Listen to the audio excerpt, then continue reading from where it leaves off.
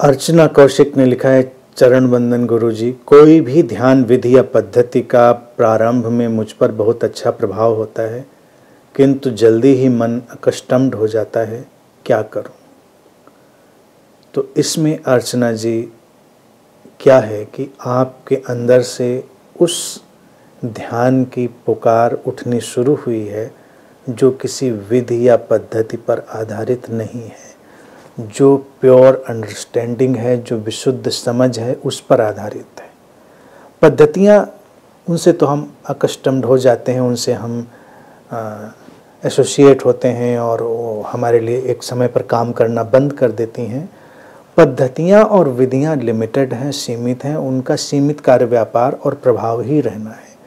लेकिन ध्यान की गहनता और ध्यान की जो ऊंचाई है वो हमारी समझ और संवेदनशीलता पर खड़ी है।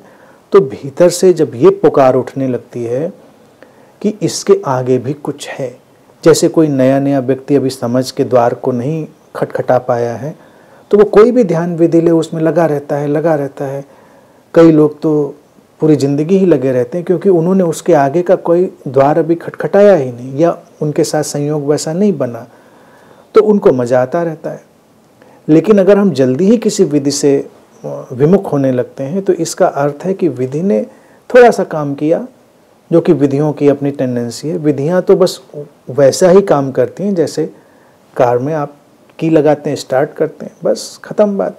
उसके बाद तो फिर आपकी ड्राइविंग स्किल सारे वही काम आने हैं। लगातार चाबी से तो जूझते नहीं रहना है कि लगा रहे हैं उसको। तो ध्यान की विधि का उपयोग किया हमने, और जब हमारी लाइफ की जो व्हीकल है, जो कार है, वो स्टार्ट हो गई एक बार, तो फिर हमको चाबी को भूल जाना पड़ता है, फिर हमको ड्राइविंग पर ध्यान देना पड़ता है। और कभी कभी हमारी पास व्हीकल है वो एडवांस भी हो सकता है किसी का, वो किसी रिमोट से या किसी उससे भी स्टार्ट हो जाता है, तब चाबी की भी ज़रूरत नहीं पड़ती, फिर आप सीधे ड्राइविंग स्किल पर ध्यान दीजिए।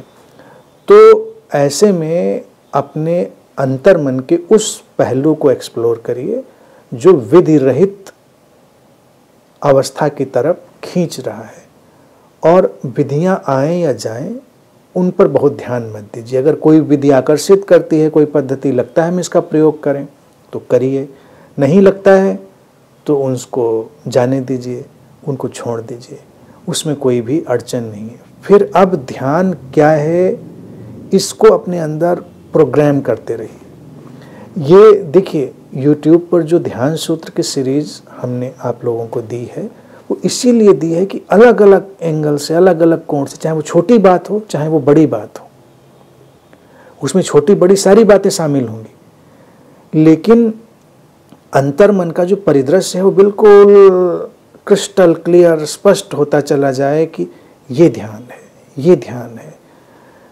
तो जब हम हर कोण से इस समझ को उपलब्ध हो जाते हैं कि ये ध्यान है, तो फिर विधियों का मतलब कहाँ रह गया? विधियाँ खत्म हो गई। जैसे जब कृष्णमूर्ति जी ने कहा कि ध्यान के लिए किसी विधि की आवश्यकता नहीं, तो बात उनकी सही थी, लेकिन उन्होंने उसको बहुत विस्तार से नहीं समझाया कि हाँ नहीं आवश्यकता है, लेकिन समझ जिसकी बात वो कर रहे हैं उसके लिए पहले ये तो समझा दिया जाए कि ध्यान है क्या एक्चुअल में। तो हमने उसी लिए ये वाली सारी चीज़ आपके लिए, सारे मित्रों के लिए रख दी है।